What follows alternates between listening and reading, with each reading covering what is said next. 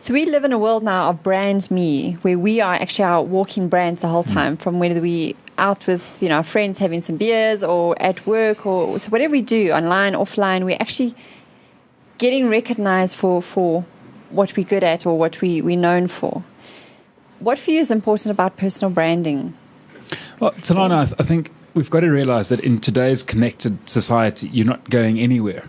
Whether you're an entrepreneur, whether you're a career person working in a corporate, you're just not going anywhere unless you develop a strong personal brand. Apart from getting more beers, as you mentioned, it is very important as well to stand out. We live in an increasingly crowded marketplace with so many ways to get people as employees, as entrepreneurs, as service providers. How do you stand out in this marketplace and get referenced and get called instead of sending a CV or resume to someone? I think the first thing is that we've got to understand that we're already doing it. If you're on social networks, if you're interacting with people in your industry, you're already building a personal brand, whether you're aware of it or not. The second step is to then define what the brand is that you want to create. In other words, do you want to stand out in your industry as the go-to person to solve problems? Do you want to be the person in your industry who will always look for a different perspective on be the most efficient, or to be the most efficient to deliver results? You don't want to be known as the person in your industry that doesn't deliver, because then clearly your CV will always go to the bottom of the pile, and that sort of thing. So in fact, it'll be searched for first to be excluded. So what is one of your tips then, Mo, for building a personal brand? Well, for me, what came up for me as the most important thing in my attempts to building a personal brand is focusing on my strengths. Okay.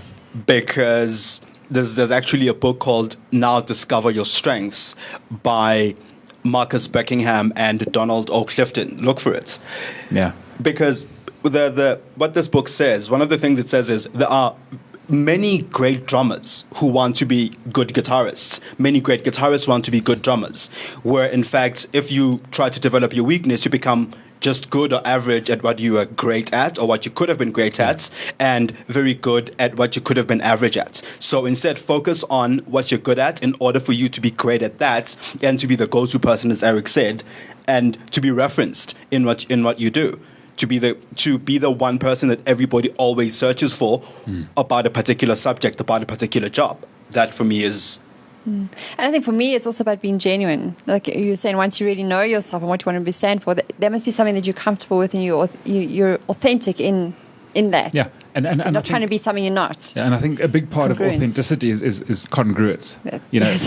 People don't always catch what we say.